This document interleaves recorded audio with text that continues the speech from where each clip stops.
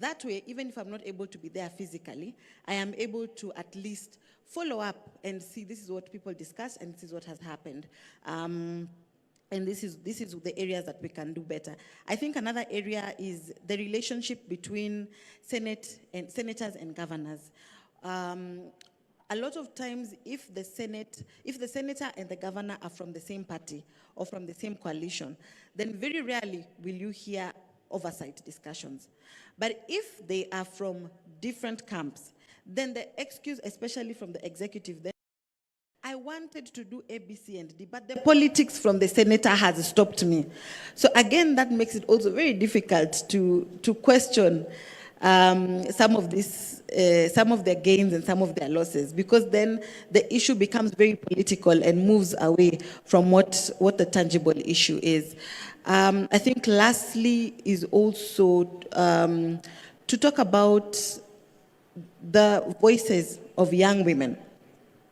So when you go to, there are certain forums that we know are designated for the wazes, let me say, the traditional elders. We know women have the chamas, the jumuiya, but as a young woman, when you want to go to the chama, most of the time the women will tell you, you have your own duties as young women. Go and get your own caucuses as young women.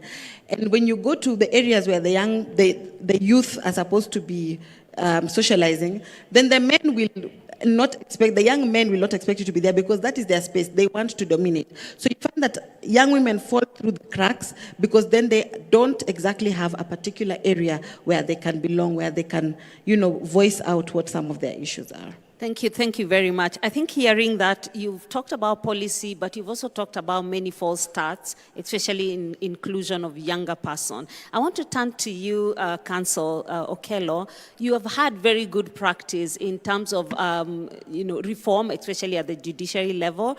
Are there lessons you can share very, very quickly in a minute or so that you could share that counties can borrow in terms of how to meaningfully achieve these rights for citizens? Very quickly, sir. Thank you very much. You'll just give me a minute before I talk about the law and the judiciary, to talk about economics. In a minute, because we are talking about socio-economic rights, which is a very developmental term. My view, am I audible? Yes. Yeah. My view is that we'll only realize socio-economic rights if we satisfy two considerations. One, we must get the conceptual and philosophical basis of rights correctly. These are not gifts. They are at the center of human dignity. And that requires a major mental shift to embrace the very citizen-centric constitution that we have and not a state-centric constitution that we had before. So there needs to be a mental shift among duty bearers on the question of right within the context of Kenya in 2025. Then the second consideration is we must get the empirical and the strategic and the financial right. That's a second precondition. And what do I mean? Socioeconomic rights plays out on the fourth schedule, which is what Khalid was talking about. Devolved units are a major agent of realizing socioeconomic rights. And a lot of jurisprudence around the Bill of Rights has also emerged through contestations around devolution. Now, if we do not complete the transfer of functions to devolved governments, that process is incomplete, it's inchoate. And the best illustration is in health and agriculture. And I'll just give you two figures and one anecdote. So if we do not complete that transfer, and we also do not sufficiently support county government financially, then we are likely to face constant trouble with respect to socioeconomic rights. But also, if we do not have corresponding accountability that is robust, then it doesn't matter how much money you give to counties. The reason why I'm saying this is if you look at health, or if you look at overall allocation of sharing revenue, it has been declining. the national budget is increasing, the equitable share of revenue is declining. It was at 17.3% in 2022. It was at 15% in 23, 14% in 24, and 14.3% in 25. So the decline of the equitable share of revenue runs opposite to the increase in the total budget from 2.1 trillion in 2022 to 2.8 trillion. That's number one. Number two, and this is where the bigger story is. So first of all, we are below the constitutional threshold. But number two, if you look at the allocation to health and agriculture, which are effectively devolved functions, if you look at the fourth schedule, and those are the socioeconomic rights arena, that is where the real story is, and we should be worried about it. If you look at that data, since 2013, I did the math here, since 2013, the total amount of money that has gone to agriculture is 851 billion. Counties have received 194 billion. National government, 657. So counties, agriculture is devolved, but they have received 23% of agriculture allocation. Health is 50-50, yet health is also largely devolved. That tells you that the incomplete nature of the transfer of functions to county government will continue to undermine the ability to realize socioeconomic rights. That's the first thing I wanted to say. Then on the judiciary transformation that you talked about, yes, this is a key institution, realization of rights. In 2011, when it came in, we had 16 high court stations in the whole country. Today, there are about 45 high court stations. We had 53 judges throughout the country. Today, we have 190 judges throughout the country. In this county, you had to go to Kisii to access a high court judge. For those who know this county, from Nyakach to Isibania, there was only one judge in Kisii. That has changed. We have judges here, we have judges in Migori, and so on and so forth. So we increased the number of judicial officers to just improve the access to justice. There are many other things that are going on which may help with inclusion and socioeconomic rights. One, if I may say very quickly, the Small Claims Court. It was set up almost 3 years ago. As of now, it has had 294,000 cases, which says that there was suppressed demand for justice. And for me, that is a frontier for work. Number two, we have the alternative justice system mechanisms that the judiciary is rolling out, which is a very good alternative framework for resolving disputes quickly and in a cheaper manner.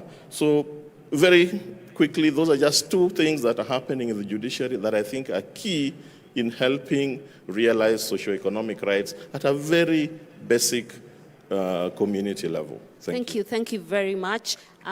Ladies and gentlemen, time is not on our side, so we need to be closing the panel.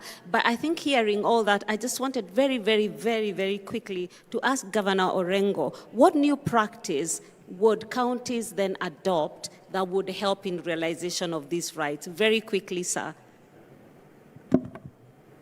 I think, first of all, let me make a general comment about some of the things that have come up because they have been directed to counties. There should be no apology about accountability. That is a requirement of the Constitution.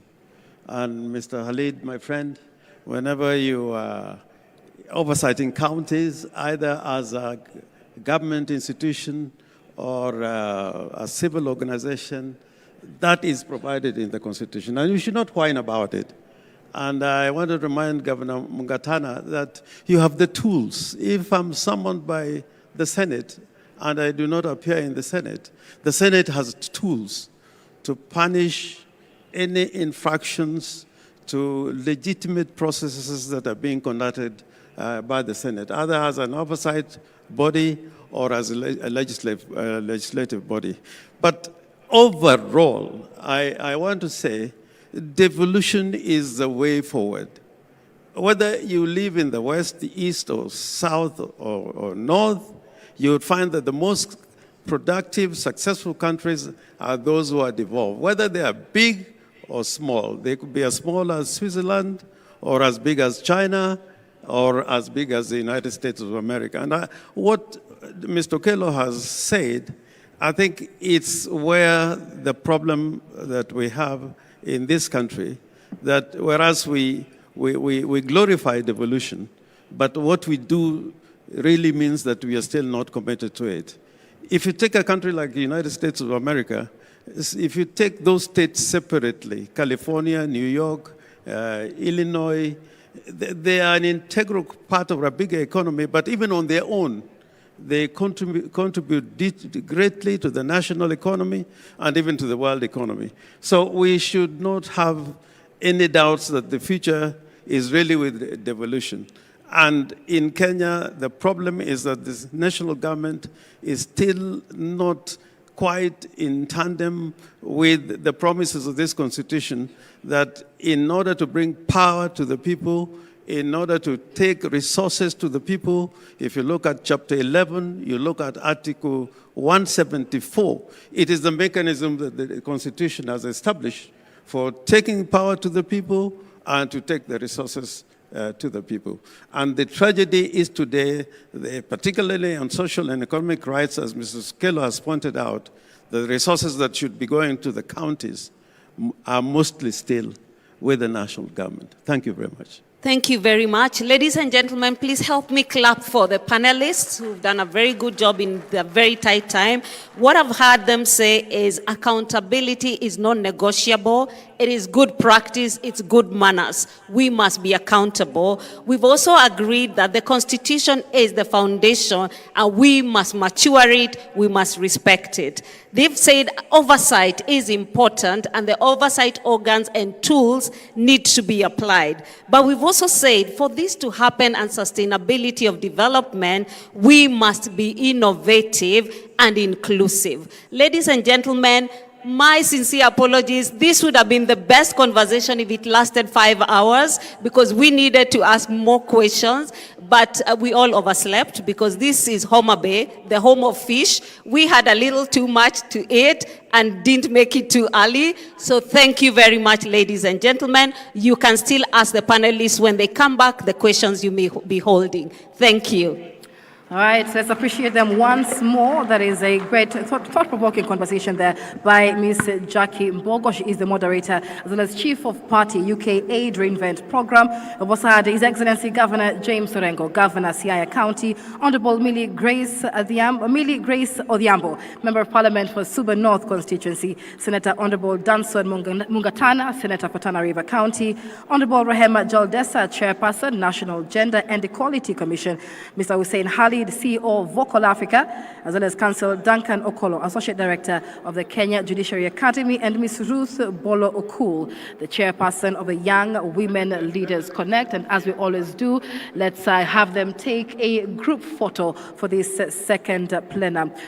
In the interest of time, we now move on to our side events happening in the designated breakout areas. Please check your program to see which sessions you'd like to attend. Here in the main hall, we have a session by the Digital Health Authority on the role of digitization in healthcare in promoting social equity, justice, and inclusion. If you want to be in that side event, do stay in the main hall. But a very important, something important to note, that we will convene right here in the main hall at exactly 12:30 p.m. for a high-level session with our guest speaker, retired Honorable former Prime Minister Raila Odinga. It is a high-level session you do not want to miss, so please be back here and seated by 12:30 p.m. Good afternoon.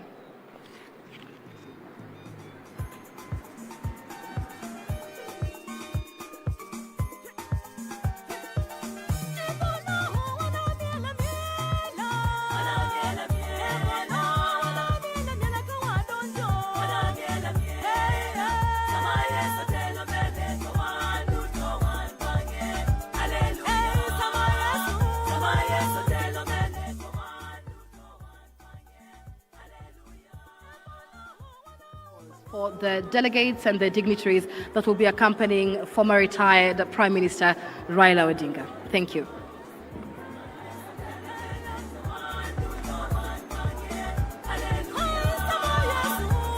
Yes,